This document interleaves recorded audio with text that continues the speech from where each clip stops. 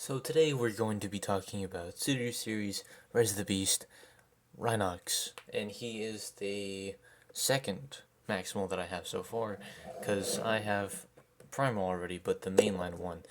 But I'm also thinking that I'm going to get the other Primal, because, he's not this small compared to Rhinox, but for, comparison to actual, the Beast Wars show, this does size actually quite accurately.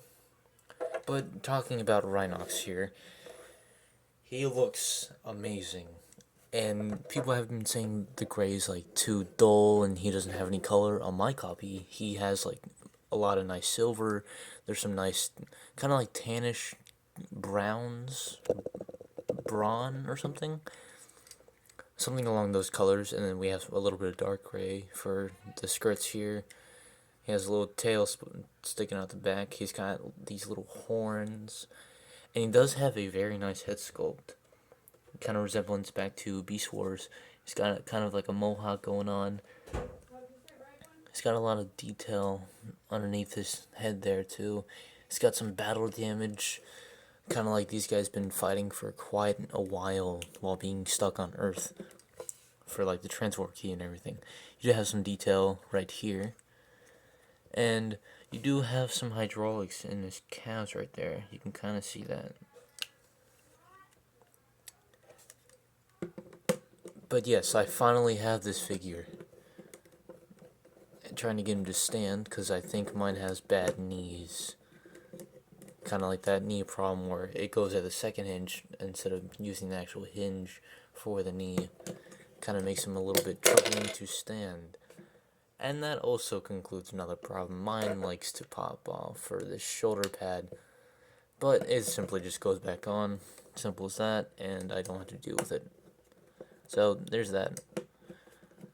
Now, if it will take me 3 hours for this guy to stand, we can talk about his accessory. He comes with a mace. Kind of like some rocket boosters, or they kind of look like rockets, but they're clearly spikes. You do have some mechanical, if I can say words. They have a little bit of hydraulics there, or springs, if it'll focus. There we go. You do have kind of look like chain detail going along the handle, and comparing to him, it's a little bit too small, but it does nicely fit into his hand if he doesn't fall over for the 70th time. It's supposed to lock in here, but it mostly just half the time just locks in to right there, and it works like that. Now, having to move that out of this hand. But yeah, he only comes with one accessory, which is that mace, or kind of sledgehammer-ish. But we can talk about articulation for this guy. Let me just put him back there, and here we go. Articulation. This guy has a ball joint at the head, which can look kind of down, but a little bit up. He does have some side to side, but the sculpt is kind of in the way. But yeah, he can do side to side. Arms rotate all the way around, kind of like on this clicky joint. Strange how they use that, but it is what it is. He does have bicep swivel. His arms can go in and out if you move the shoulder pad out. He has a elbow bend at directly 90 degrees. He does have wrist swivel. Same for the other side too. He does have waist swivel if you move the tail out of the way. So it's uncompromised at all. You can move the front skirt. The side skirts are locked onto the thighs. They can kick out that far. They can go, if it'll move, they can go up that far. Even more if you, move the knee a little bit. And they can go back that far. He does have a knee bend, so if you actually bend at the knee, it's 90 degrees. But you can use that second hinge a little bit to get a little bit more than 90, but and then you can also move it forward to make it look like you break his leg. And I realized I can lock this piece into place so I don't have the knee problem anymore.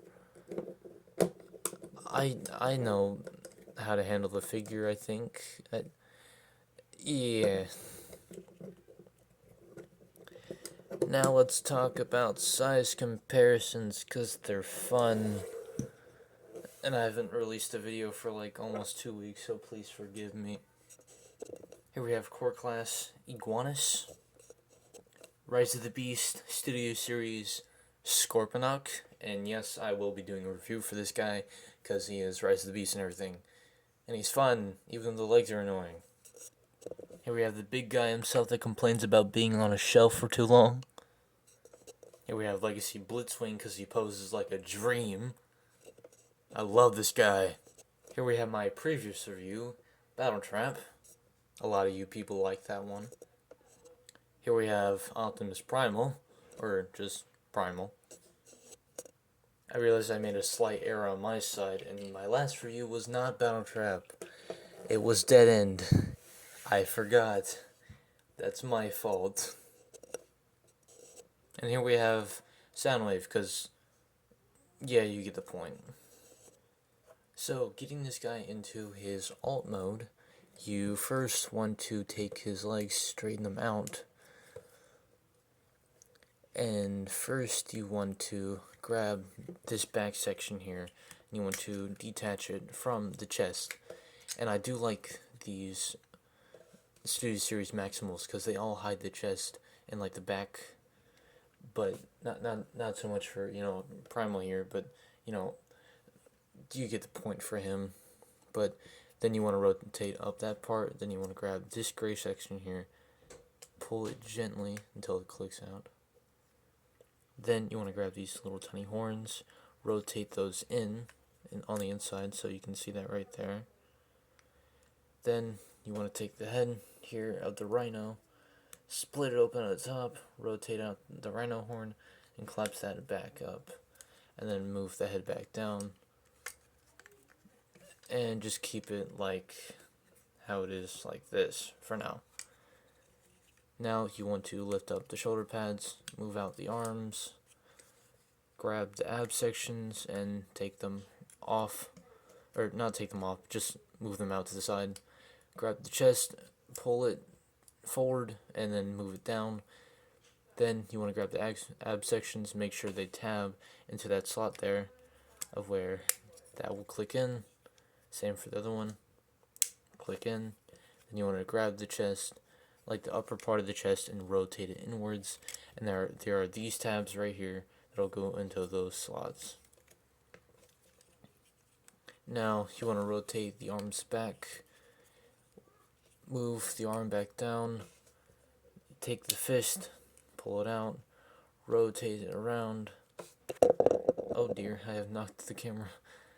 Rotate that around, straighten out the Rhino foot, and collapse that back in, and rotate the arm to the side, like that. So you want to do the same here. Grab the fist, pull it out, rotate it around. Oh, that flew. Hold on. So after grabbing the piece, because on my copy this tends to fly off a bit, I'm just going to rotate that around and tab it back in, and then make sure that is that on correctly? I believe, yes it is. Okay, then why is this not tabbing? Oh, I forgot to rotate the fist all the way, and it broke off again. Oh my god.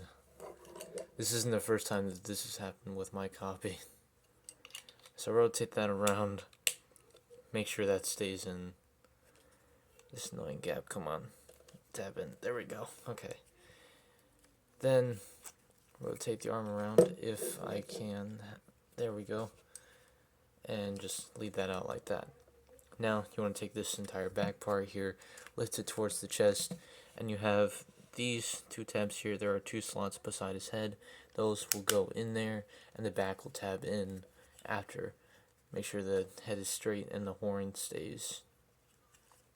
Now you want to take the arms, angle them out, push the shoulder in, and put the elbow, the back of the elbow, on top of that.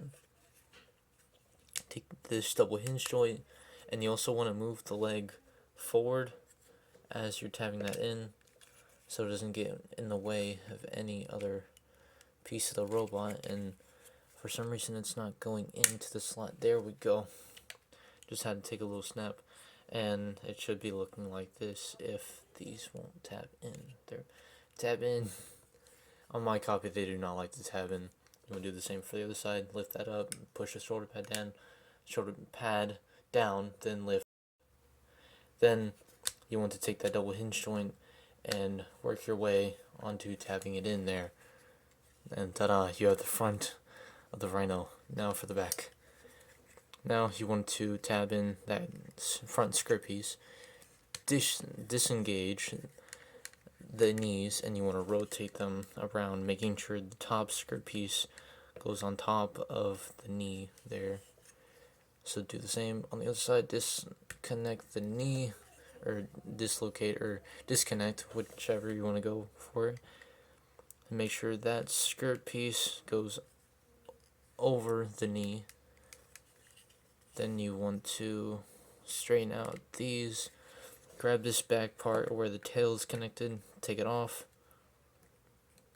and then tab that in. Now you want to take these little tabs in there, you want to move them underneath that of the plate that has the tail on it. Make sure they tap in, and that shall click into place as well once you get it straightened out. And this part won't stop opening. Stay tapped in, please and thank you. And there you have Rhinox in his giant gray man mode. Because it's a Rhino, it's great. I'm not funny. So here we have the Rhino mode, and it looks really movie accurate to the Rise of the Beast movie, and it does have some nice cues to it. But first we're gonna get into weapon storage. So you want to push on the spikes here, and it shall show a peg there, and there is a little notch that little hole will go into. So you see that little notch there, that'll go into that hole. So you want to collapse that, and I'm trying to use one hand while doing this. There we go. So you want to take that peg, and it'll go here on top of the Rhino's back. Come on, there we go.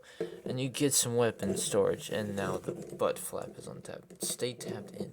No, why is it doing this now? You don't, this guy stays together when not on camera, but now he's on camera, he wants to not work. That is some good weapon storage, but, I mean, it's not the best, but, hey, we get what we get. And that has popped off now, okay. Rhinox, what's wrong with you, man? Now, he actually can roar. If you grab onto his mouth here, and you lift that down, he can actually roar. I mean, there is no mouth detail, where it has kind of like that spiral, as his tongue and everything, coming out of that spiral, kind of look like an incinerator, in a way.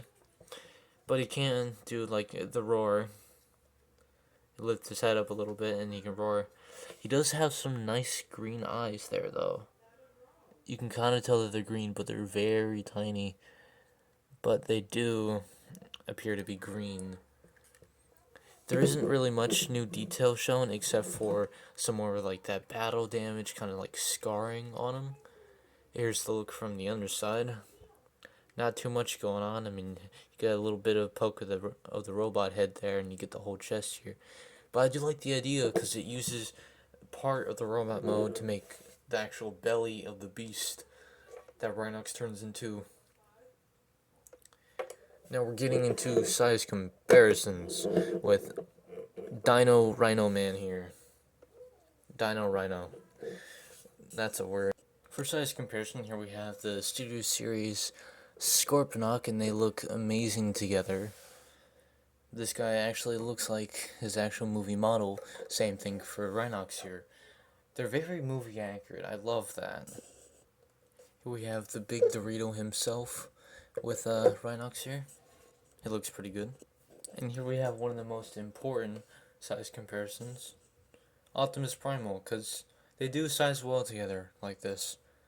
And maybe even Beast Wars accurate size. I'm not quite sure. I'll have to check in with that. So, do I recommend Rhinox here fully? I absolutely do. I recommend this guy so much because I have fun posing this guy, using his little wacky hammer, whack-a-mole, or whatever it's called, weapon, and everything. I recommend this guy. I hope some of you pick this guy up, even if you want to, like, put him with, I don't know, monkey over here. But, yes, I do recommend him. I'm going to try and find a Cheetor soon, and I'm going to make a review out of that guy. And maybe I'll even, make a video about Primal here if I can find his other accessory. And he needs green eyes, not blue. But yes, I do recommend Rhinox here. I hope you all pick one up. And yes, I will be getting my lighting fixed because I can tell it's a lot different than how my original lighting was. It's going to be fixed by hopefully next week. And we might be heading into a very fun review. And it's going to be a good one. Maybe a long one too, because this guy's a triple changer. Stay tuned for that. This has been Soundwave Reviews, and I'll see you in the next review. Peace out.